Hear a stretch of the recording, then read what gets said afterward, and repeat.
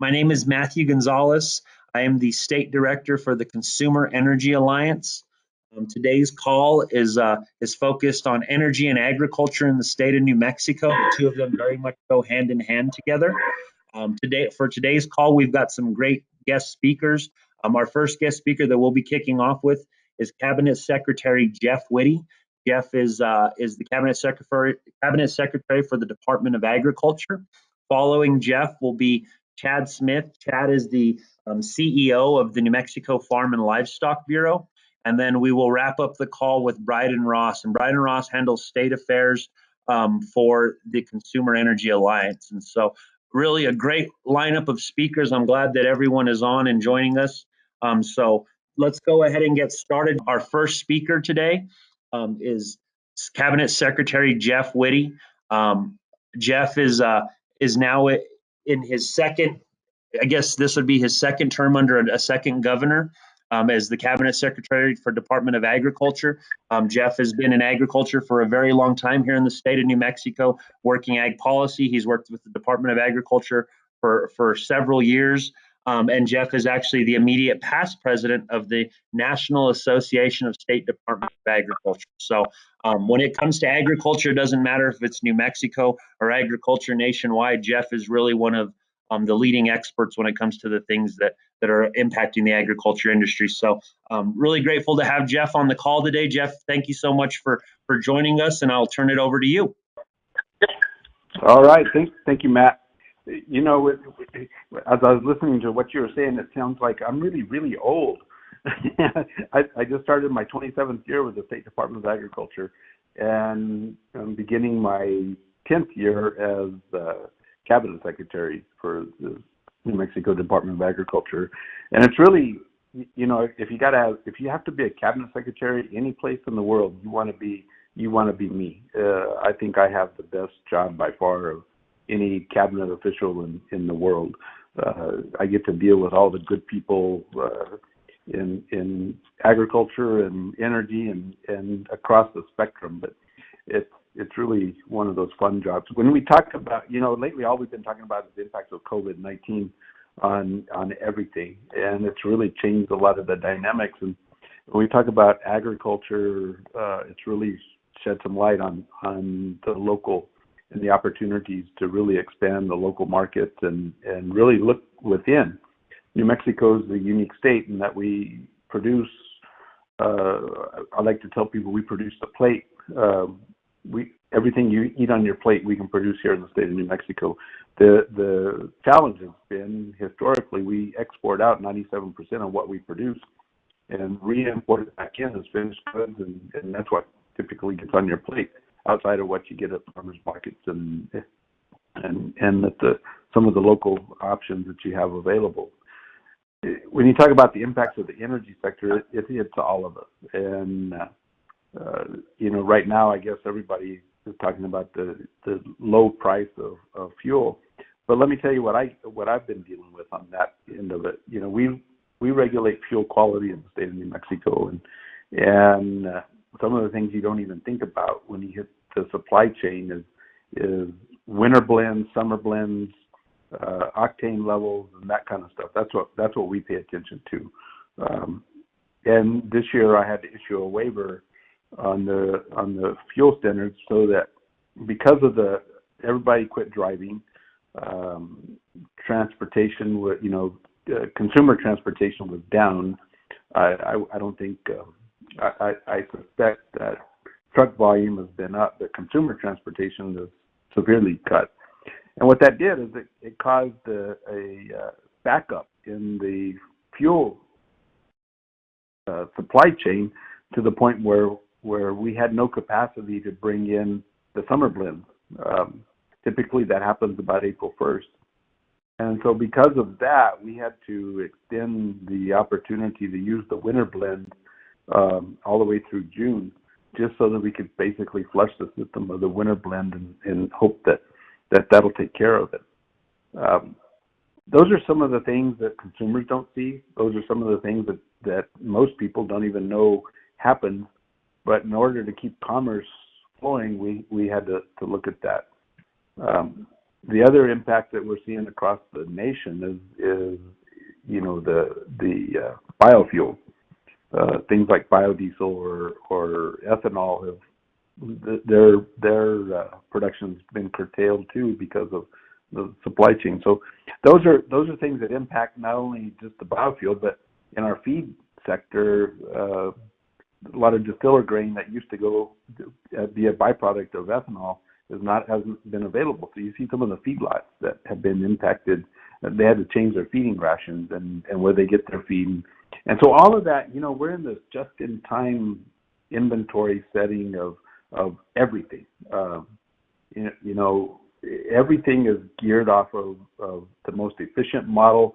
We send people to school, we write algorithms, and we figure this out to the minute.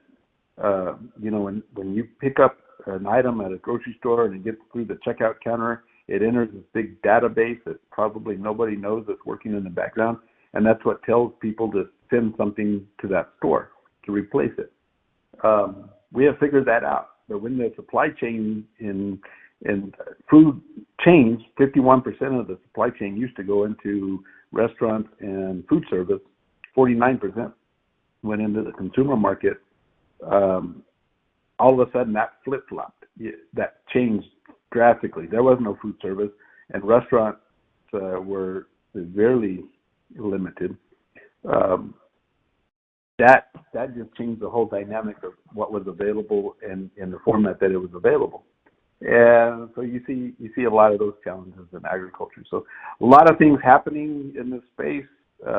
I'd be happy to answer any questions or talk about anything else that anybody else wants to bring up. But that's just a kind of a brief introduction of some of the things we've been dealing with across the country and in New Mexico. Raina wants to know, Jeff, she said she's thinking about getting into hemp manufacturing. She wants to, be a hemp farmer. But she said with the adoption of the Energy Transition Act, she's concerned about the prices of energy getting so high. And if she's looking at doing a hydroponic setup, she's concerned that it could price her out of business. And so what is your take on that? Any advice for Raina? Yeah, so I think whether it's hemp, chili, cotton, cattle, whatever you're looking at, I think you always have to look at your market. And a lot of people got into the hemp business last year, and they were excited about the growth prospects, and maybe they were anticipating a great demand coming out of that at harvest time. What we found with hemp is that, and it's like any crop, farmers, the U.S. farmers and New Mexico farmers are the best in the world, and they can produce, and they can produce a lot. And what we found out with hemp is that we had a pretty good production cycle, and the marketing side of it was a little bit light. And so prices weren't as high as what a lot of people, what they thought they might be getting at the excitement at planting time. The realization of hemp is, if you haven't done it before, make sure you talk to somebody who has. It's a high labor crop, extremely high labor crop. Very few mechanical harvesters out there that are, and it depends on the variety you're doing. So my advice is go in with your eyes wide open, talk to people who've been in the business and understand it's going to be a high labor and high capital crop that you're going to be getting involved in. And then make sure you got a market on the backside before you plant anything on the front end.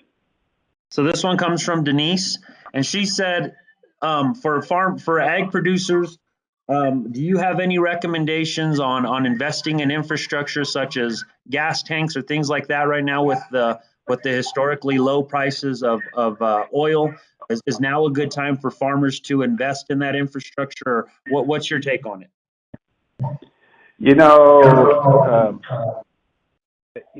It's one of those things. I think if you're going to invest in things like big gas tanks, 1,000-gallon tanks, or farm, what I would call the farm use tank. When I grew up on a ranch between Santa Fe and Las Vegas, and we had two 500-gallon petroleum tanks on our place. That was because we needed enough supply to get through a winter. It really had nothing to do with the price, although my dad tried to always capture the best price possible. But it was all about having enough supply to get through. And I think at the end of the day, the supply is going to ebb and flow. I think you have to really, if you're going to invest in infrastructure, make sure it makes sense for the entire enterprise. You might capture a one-time deal, maybe pay for that tank, but at the end of the day, it doesn't make sense for the long term. And I think that's the bottom line that I would recommend is really pay attention to that long-term prospect, but make sure you have the supply. That's the bottom line. Okay. And I hope I hope I understood the question, and I hope yeah. that was the answer. If not, send us a correction, and we'll try to go from there. Okay. Let's see. Do any of our callers have any questions right now? If you're a caller on the line and you want to unmute yourself, you can ask a question.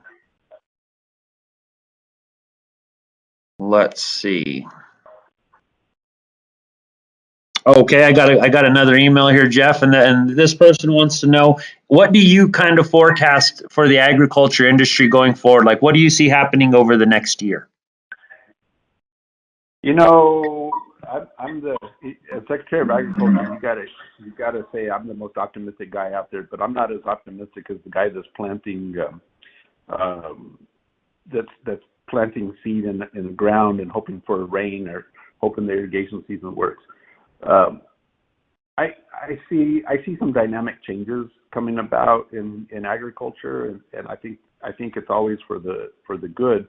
I think you've got a consumer out there who now I think has a better appreciation for boots on the ground agriculture than what they've ever had.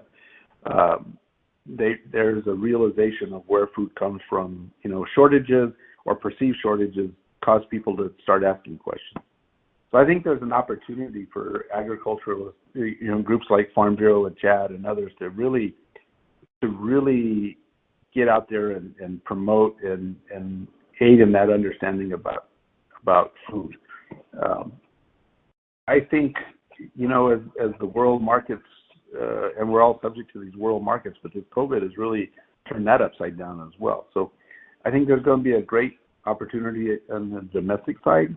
There's going to be a greater opportunity for value added, maybe even in states like New Mexico to really enhance what we're doing.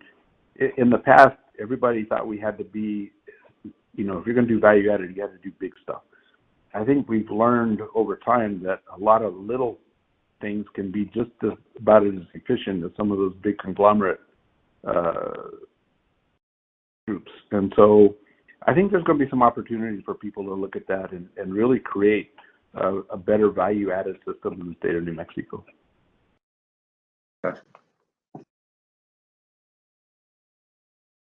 And always keep in mind that the success of an agriculturalist depends on 6 inches of soil and the fact that it might rain.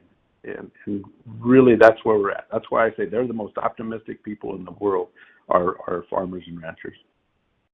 Any programs that you think New Mexico needs to be addressing or taking a look at? Are there NRCS programs? What's out there that you think maybe New Mexico should really try to champion kind of going forward? So, right now we're on program overload, and if you go to our website at nmda.nmsu.edu, you'll see under the COVID-19 link, there's a number of program opportunities that farmers and ranchers and others can take a look at and see if it fits their criteria. There's some market assistance type programs that USDA is offering. In the state of New Mexico, because we have an anti-donation clause in the Constitution, we really don't have producer type assistance programs. But the federal government right now has several out there that people could certainly take a good hard look at.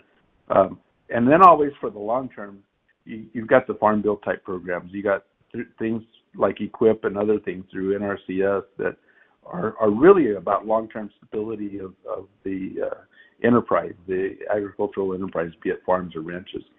A lot of that got you talk about healthy soil. Well, we've been doing healthy soil type programs since the Dust Bowl days. When they created SCS programs, soil conservation service type programs back then, and we really started moving those things forward, and it's been enhanced, and I think people are capturing that a little more now. So I think there's some short-term programs dealing with COVID that people need to take a good look at. But then you got those long-term farm bill programs that are always beneficial for the land and the soil and the producer in general, and at the end of the day, the consumer.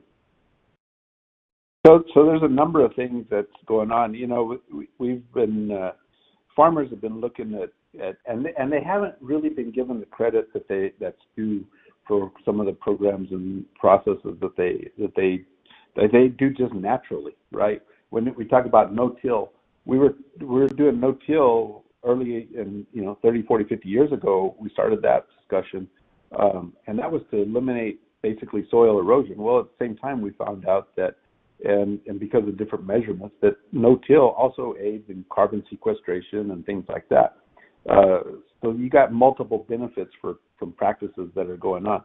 We talk about livestock out on the range, and I sit here in my barn. I'm on a stay-at-home order like everybody else is, and I have an office. I set up in my barn. It's really a great working area for me to just reflect on as well. But I can see cattle, I can see poultry, I can see pecan trees growing, and you think about the oxygen that's being created by those trees. You think about the interaction in the soil, and what's going on with the livestock out there. There's a lot of stuff tied into that now, because of technology, you have the ability to measure both impacts and benefits from all of this stuff. And I think when you look at normal agricultural production, and then you start looking at some of these enhancements through some of these soil health programs, that is really in that education and advancement stage. There's a lot of good things going on in agriculture that can really mitigate some of the things that we just got to do naturally. People live. People in this country and in this world live, and that has an impact in itself. And agriculture can help offset that just by our normal production practices, and by doing these incremental things. There's some societal benefits that I think everybody's starting to understand. Awesome. I think those are all great points. Secretary Whitty, thank you so much. This is all very, very insightful. I think climate change is an issue that you hear a lot about, especially during election season. I think it's good to hear that our farmers and ranchers have been championing something like that for decades, and I think that's an important story to tell.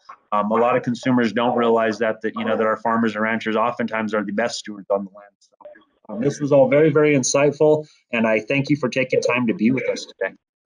All right, on to our next agenda item. Next on our agenda, we have Chad Smith. Chad Smith is the CEO of the New Mexico Farm and Livestock Bureau. New Mexico Farm and Livestock Bureau is one of our oldest farm bureaus in the country. They've celebrated over 100 years of doing advocacy in New Mexico and around the country. It just goes to show you that there have been needs that agriculture has needed to advocate on for well over a century. So Chad has been the executive director now for 5 years. I'm sorry, the CEO for 5 years. He's been there 11 years with Farm Bureau in total. He started out as the legislative affairs director and has worked his way up to the top spot. So Chad offers great insight. Farm Bureau is the largest ag organization in the state of New Mexico, with tens of thousands of members. And so I will turn it over to Chad. Chad, thanks for joining us today. Matt, thank you. Thank you guys for having me. Appreciate the opportunity. And appreciate the plug for Farm Bureau. Yes, we have been operating in the state for 100 years and advocating for our farmers and ranchers. So, like Jeff said, he has one of the best jobs. I would challenge that, because I feel like I have one of the best jobs and work for some of the best people across the state. So, I think Jeff gave some great comments. Agriculture as a whole is resilient. We face challenges all the time, especially here in the arid Southwest. You heard Secretary Whitty talk about water. and we've weathered many of these storms over time, and agriculture always seems to persevere. Obviously, COVID-19 has really challenged agriculture and has hit us pretty hard. But as you heard Secretary Whitty mention, it's also presented agriculture with some new and different challenges.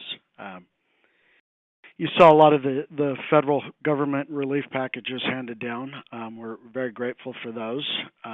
But the reality is not only in New Mexico but across the U.S., this pandemic has certainly shed some light on the problems that can and should be alleviated as a result of this pandemic.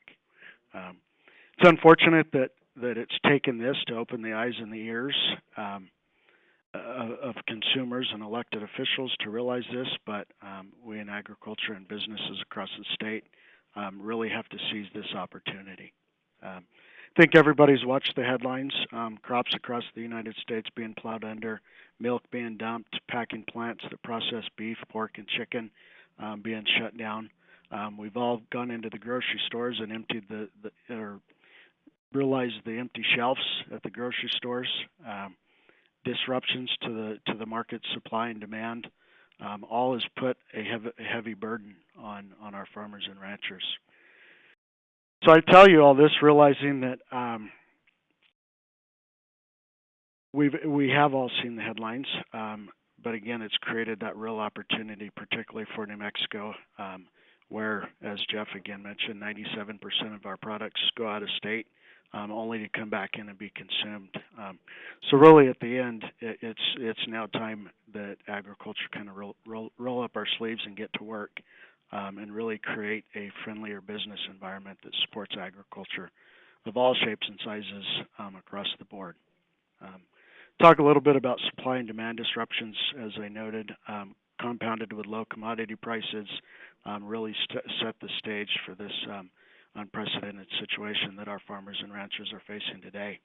I always like to remind people that we are price takers, and so regardless of what the cost of our inputs are, they can increase their prices that they get for their products.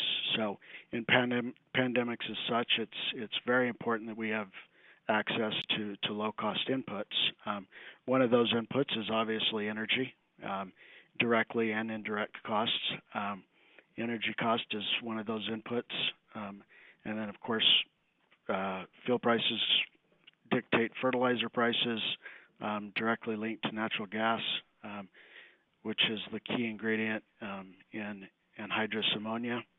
And so at the end, the lower we can get our inputs, the better opportunity we have for farmers to turn a profit in a good year.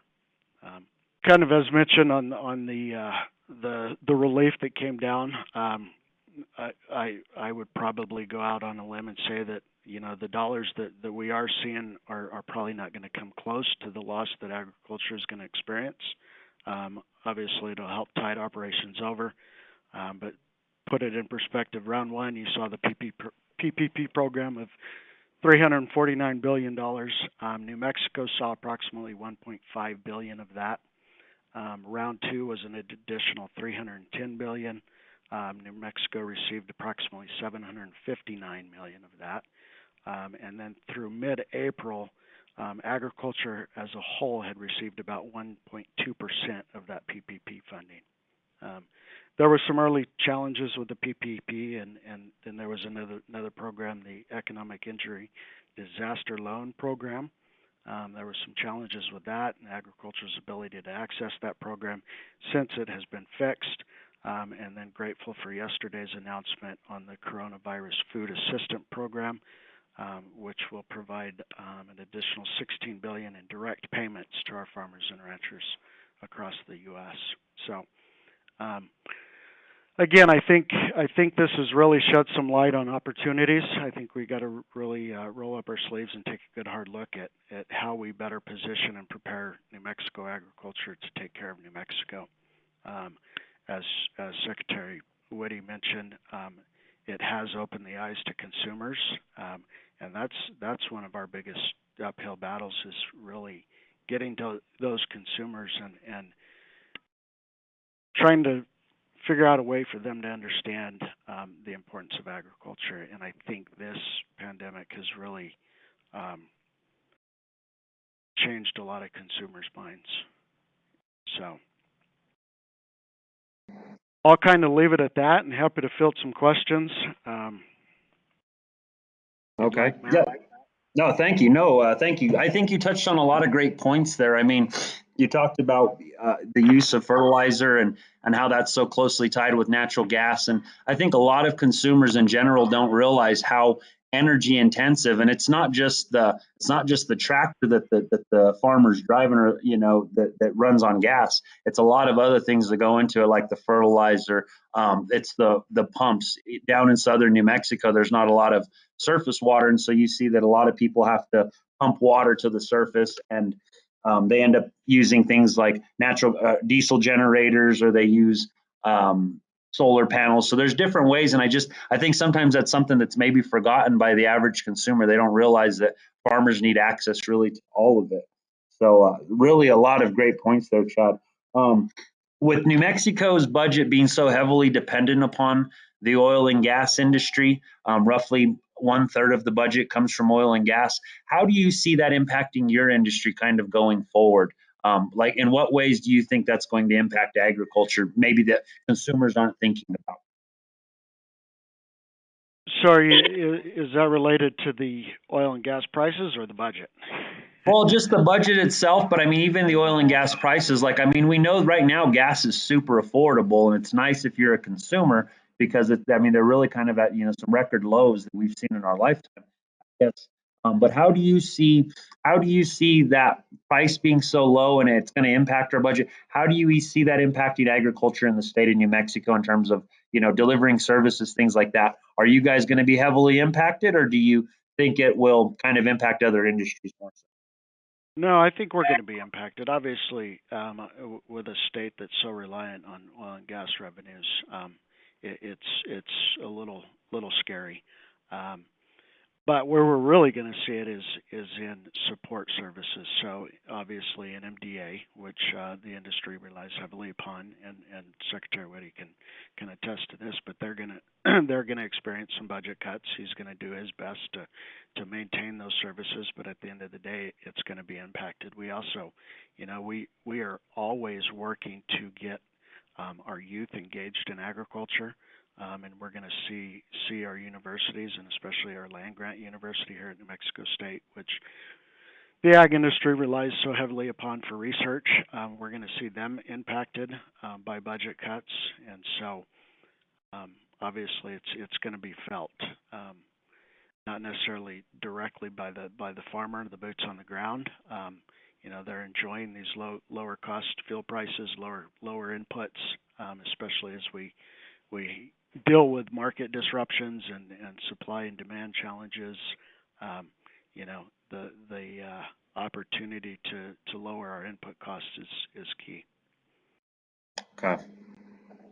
Yeah, I think that's important. I mean, a lot of people don't realize that when it comes to, regulating an industry, I mean, that can sometimes hold it up, especially if those budgets are so closely tied to the price of oil and gas. And so that's a concern I think our farmers and ranchers will have to kind of worry about going forward. And the other thing to note, I talk about the opportunity, and Secretary Whitty mentioned it.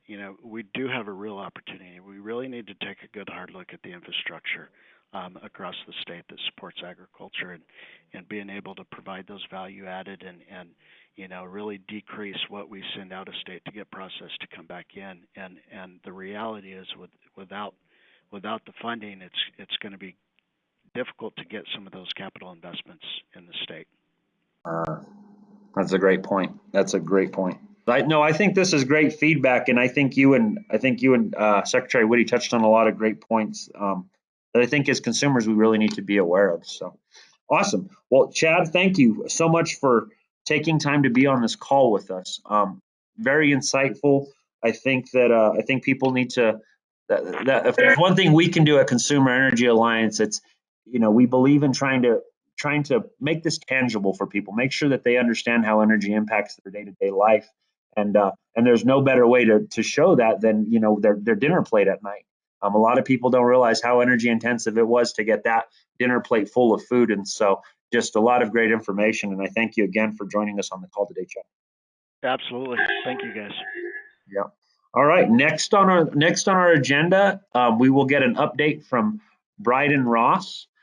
Brydon, as I mentioned earlier, is the he handles the state affairs for Consumer Energy Alliance Consumer Energy Alliance for our entire nation. So Brydon has great insight.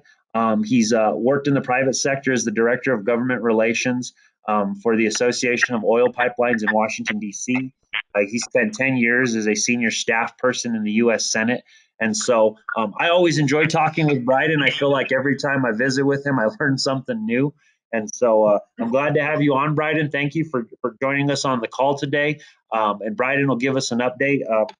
Please feel free to go ahead and start, Brydon. Thank you. Hey, Matt, thank you so much for that very warm introduction. And I really have enjoyed today's call. And it's taken me back to my Senate days. And I promise not to filibuster like most recovering Senate staffers and senators do, and recognize we got a limited time and agenda. But it took me back really to when I was doing ag work on the Hill. And one thing I just enjoyed all the time was working with our nation's farmers and ranchers, fiber producers as well.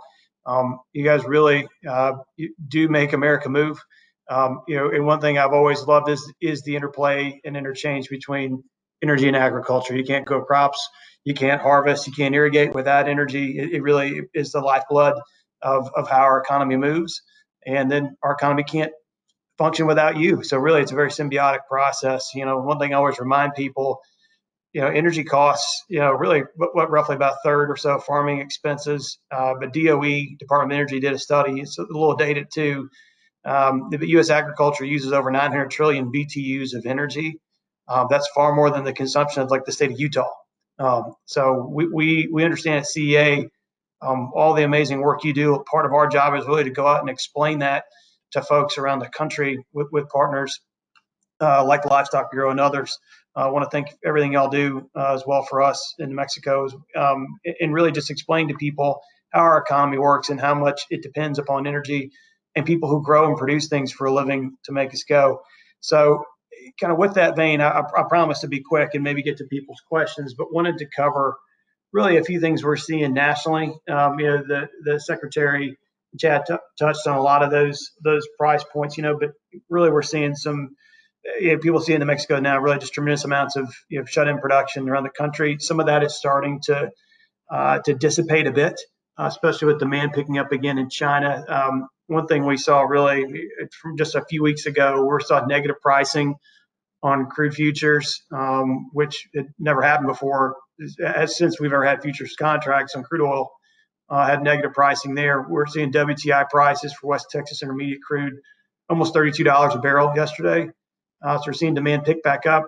Also seeing supply shutdowns as well and curtailments around the country. I believe supplies last week went down by over 5 million gallons, the latest EIA numbers from Department of Energy. So we know producers are scaling back around the country. We know OPEC and others are scaling back as well. And what we got hit really with a double whammy of not only just back in March of the global COVID pandemic, but also an unprecedented oil price war as well with OPEC and the Russians. So I think they're starting to see the folly of that process as well, because it really was going after shale producers in this country and a lot of folks in New Mexico. And one thing I just have loved being able to see is the growth of that energy opportunity for the state of New Mexico out in the Permian. Just huge amounts of resources that are there. And, one of the real issues has always been, really just getting that product out to marketplaces where people can use it and enjoy it and use it for downstream issues, petrochemicals, LNG, everything under the sun, as well as for our refineries. So, one thing before we kind of get too far down into market issues, I know royalty relief has been on the minds of so many producers now. And I think there's a story this morning out of some of the DC trade press that Bureau of Land Management's had over 1,000 requests made for royalty relief from states. So we know there's your rate issues there at 12.5% now, looking for some relief there from the federal government. So I know BLM's working pretty diligently there, as well as Interior, with folks in the oil and gas community to find ways to get proactive. I know definitely there's been lease suspensions and other oil and gas regulators around the country, including New Mexico, are letting operators suspend terms of their leases just to provide some momentary, at least temporary, backstop from some of the pain that we're seeing now from the upstream prices. So I know there's going to be there's still going to be a significant shakeout we're going to see probably in the oil and gas industry, but fortunately prices are rebounding to a point where some people can still stay online and be productive. As you mentioned, the stay-at-home orders are starting to lift. So consumers are getting that unprecedented drop in energy prices. Unfortunately, there weren't a lot of places for people to go.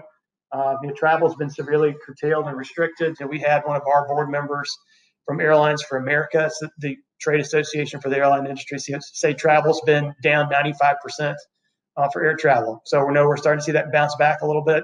But there was a huge drop in demand nationally from fuel demand. That's going to start picking back up slowly, probably after the Memorial Day weekend and others as states start to reopen. But for farmers and operators out there, you're seeing diesel prices now, they're probably 70-80% or 70-80 cents a gallon less than last year. So I know that if there are any small silver linings in some of this really awful economic news, prices at the pump and it really are one of those areas that if there is any upsides, just seeing those have been helpful. But real quick on some things we've been following at CEA as well. One is really, we talked about getting that energy out of the Permian and other places. Really is dependent a lot on energy infrastructure to do that. So the continued pipeline build out is really critical in New Mexico and into West Texas as well. There's a couple of court cases I would encourage folks in this call to pay attention to. One is related to Keystone XL. That project is up at the Montana border. It's the northern half of that project. The southern half got approved from Oklahoma down into the Houston area, but there's a northern leg of that project too that's been under litigation and review for probably about 12 years now. A judge in Montana put a nationwide injunction on what's called the Nationwide 12 permit. That's out of the Corps of Engineers. That's for any water crossings that you do under almost any energy project and transportation project. He slapped a nationwide injunction on that use of that permit. So that froze over 5,500 existing pre-construction permits, and that's everything from ports, dock slips, telephone lines, everything else. Anybody that was using that permit got stuck in that decision. He has since pared that down to just oil and natural gas pipelines, but that could have a significant impact on any project nationwide that uses that permit. So I know folks in the midstream space are looking hard at that one. The second one I would highlight is it's the Dakota Access Pipeline. It was approved a little over 3 years ago. There's a judge in D.C. who slapped an injunction on their use of NEPA, so their National Environmental Policy Act multi-agency review process. The judge said, nope, your review you did 3 years ago wasn't sufficient enough. So even though over 500,000 barrels a day of crude is going out through that line, the judge is contemplating shutting that project down and making them redo NEPA again. So really it's an unprecedented legal standing and legal ruling. So I know it's something that's impacting midstream operators around the country. And two other quick things, and I'll be quiet and get to questions. I know we're getting close on time. One, the Trump administration yesterday released an executive order on regulatory and enforcement issues. There was emergency rules that were put in place, emergency suspensions that were put in place on those rules to continue into effect. And then to give some agencies discretion as well to pursue economic. I'm switching back and forth on this conference call. Okay, for economic development opportunities and job creation as well. So I'm going to encourage folks to look at that. That's agency-wide on that executive order. So that's into EPA and USDA as well. So extending those suspensions on enforcement as well and issues around the country. And lastly is the waters of the U.S. rule. I know that's a big issue in New Mexico, and producers and the like are a little bit different than where the AG is. But that final rule on navigable waters was issued in April, and that 60-day comment period will wind up probably in mid-June. So I encourage folks who care about that rule and that issue to go ahead and check it out. I know there's been some significant public debate on that for many years, clearing up kind of what the navigable waters and jurisdictional issues end and begin on wetlands and prairie potholes and streams and the like. So I know it's been a huge issue for the farming community. So with that, I will I will hush and be happy to take questions here from folks that have them. Great information, Brydon. Thank you.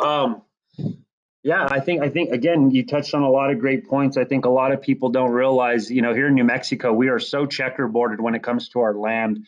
It's state, federal, tribal, and so there's a lot of instances where producers here in New Mexico end up having to go to the federal government to get right-of-way permits, things like that. So just hearing that, some of that could be held up. I mean, even for our pipelines, that definitely hurts economic development here in New Mexico, and New Mexico is one of the top energy producers right now. So that's scary, I guess, kind of looking forward. Anything else you want to add, Brydon? And then we can just go ahead and wrap up. I think these were all really, all three of our presenters did a really good job today, and I think it all very closely ties together. Anything you want to add before closing? Well, hey, one, I just want to say thank you very much for the opportunity to speak today, and really appreciate the chance to speak with you guys. Really, from our perspective, CA is going to be focused a lot on supply chain issues and getting recovery top of mind, and how energy can play a part of that. And agriculture is going to be a critical role there too. So thanks so much for the chance to speak with y'all today. Awesome. Thank you. Thank you very much, Brydon. All right. Well, we are right at the 45-minute limit. I guess we're a few minutes over. We'll go ahead and wrap up this call. I just want to say thank you to Secretary Whitty for participating in this call today. He's a busy man, but as you can tell, he very much understands these issues. He's been doing it a long time. I know when I was in the ag industry, and I know it's still that way today, everybody turns to Secretary Whitty a lot for his expertise and guidance. So thank you, Secretary, for participating. Chad, thank you to you as well. This last year and a half, we've Farm Bureau and CEA have become members of one another to work together. We felt very fortunate to be able to partner with an institution like the Farm Bureau, who's just done such a great job for our ag producers in the state of New Mexico. And so it was a natural fit. So thank you for that partnership, and thank you for participating in the call today. And then, of course, thank you, Brydon, for your update.